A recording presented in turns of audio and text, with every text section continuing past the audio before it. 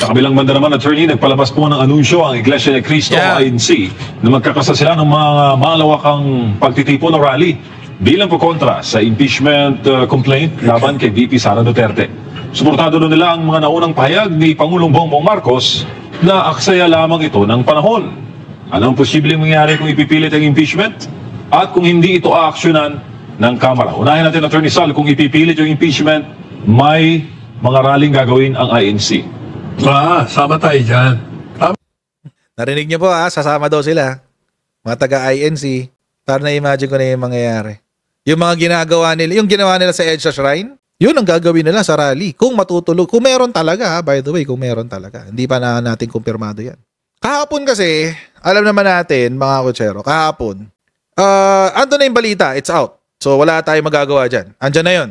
So, laman din siya ngayon ng mga headline. Ito ho yung isang headline. INC to hold rally to oppose impeachment moves versus VP Sara Duterte. At malinaw ho tayo dyan, mga kutsero. Malinaw ho yan. Ang sinuportahan ho dito, hindi si Sara. Kung matutuloy man kung matutuloy. Ang sinuportahan po ng INC, hindi si Sara. Ang sinuportahan yung sinabi ng Pangulo. Ang hindi maganda, mga kutsero, at I guess, kaya po ang ating survey, ating pong survey question, papayag ba kayo na magamit ng DDS ang INC para labanan ang Marcos administration? Bakit yan po ang ating survey question? Kasi nagsalita ang mga sabihin na nating influencers.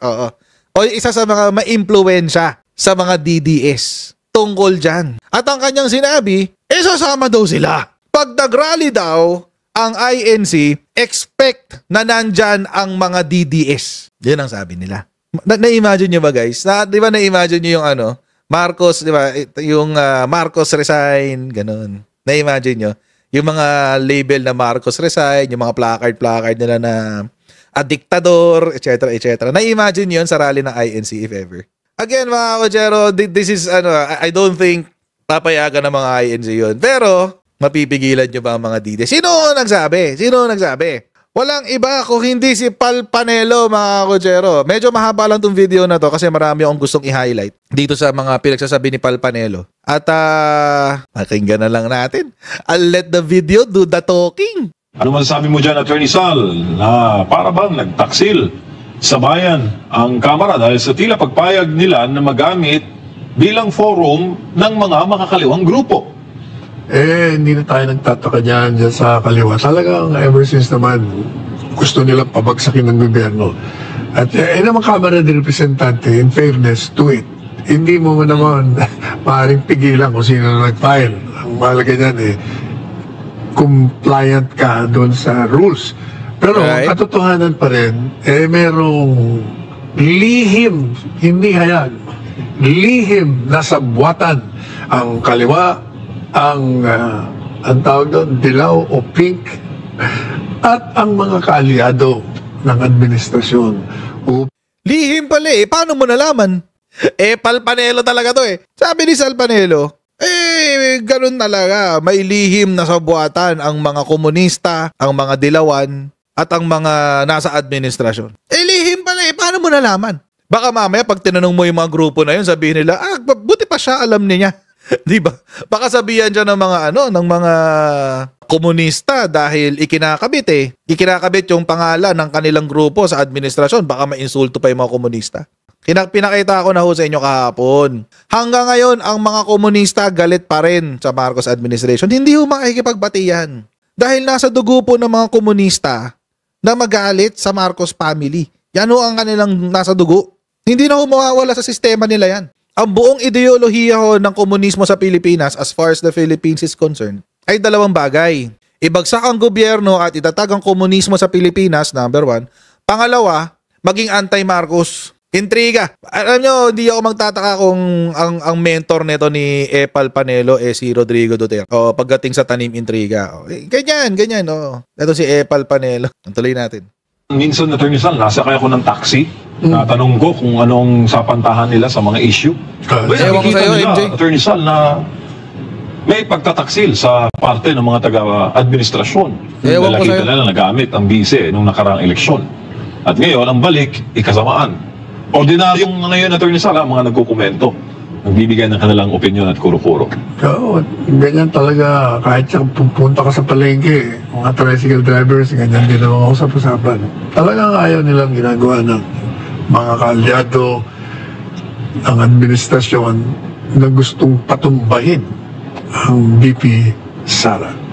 Sa kabilang banda naman, attorney, nagpalabas po ng anunsyo ang Iglesia ni Cristo INC na magkakasa sila ng mga malawakang pagtitipon o rally bilang po kontra sa impeachment complaint laban kay VP Sara Duterte. Suportado na nila ang mga naunang pahayag ni Pangulong Bongbong Marcos na aksaya lamang ito ng panahon. Anong posibleng mangyari kung ipipilit ang impeachment? At kung hindi ito aaksyonan ng Kamara? Unahin natin, Attorney Sal, kung ipipilit yung impeachment, may mga rallying gagawin ang INC. Sama tayo dyan. Sama daw sila. Sama daw. Mga INC. Ay, meron nag-comment dito, sabi ni Dren. Si Dren. Sige. Para hindi ka na mag-flood. Ayan, nababasahin ko na. May samba pa kami mamayang 6:45. Pakikinggan ko ang tagubilin sa amin kung alay lakad ba yun o rally for Sara mismo ang gagawin. Okay. Please, let us know. Salamat. Narinig niyo po sasama daw sila. Mga taga-INC. Para na-imagine ko na yung mangyayari. Yung mga ginagawa nila, yung ginawa nila sa EDSA Shrine, nitong nakaraang linggo, yun ang gagawin nila sa rally. Kung matutulog, kung meron talaga, by the way, kung meron talaga. Hindi pa na natin kumpirmado yan. Sama daw sila. Siya yung nagsabi. Balik natin. Kasama daw sila kapag gumawa kayo ng movement. Mga rallying gagawin ang INC. Sama tayo dyan. No. Si Panelo nagsabi Kasama daw ang KOJC at mga DDS sa inyo. Kaya yun ang ating question sa survey. Survey question natin, mga kotsero, payag ba kayo na magamit ng DDS ang INC para labanan ang Marcos administration? Dahil sa comment na yan ni Epal Panelo.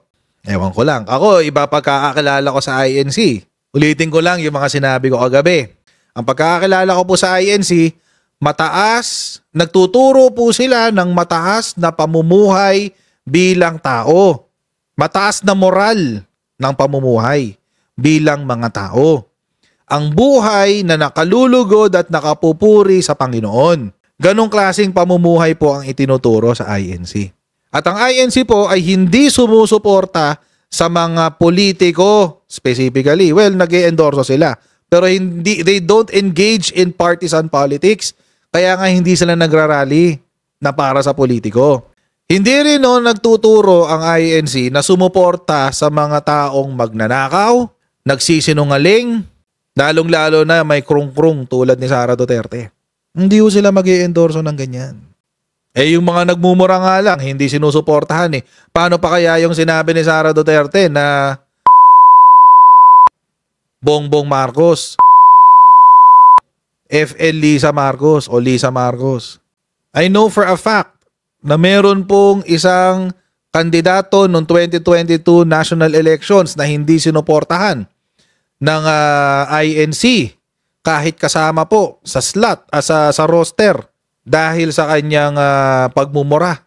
How much more yung itong vice-presidente na walang moral sa buhay?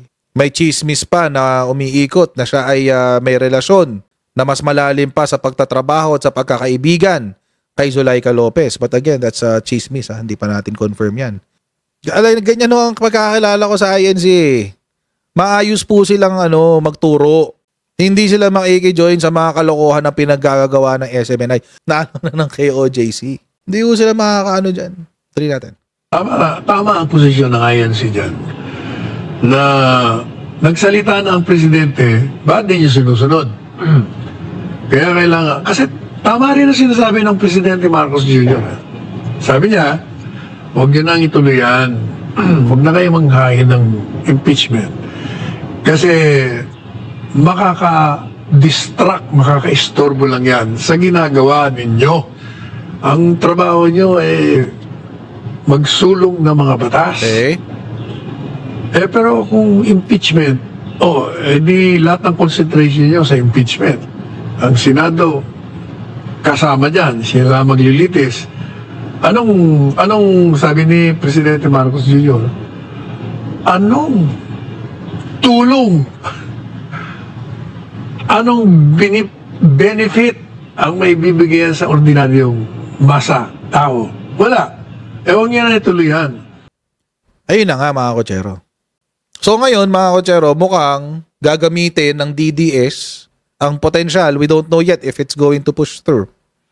Ang potential na rally ng INC para isulong ang kanilang Marcos impeachment. Ang Marcos impeachment, Marcos resign drama, Marcos a diktador, Marcos etc. etc.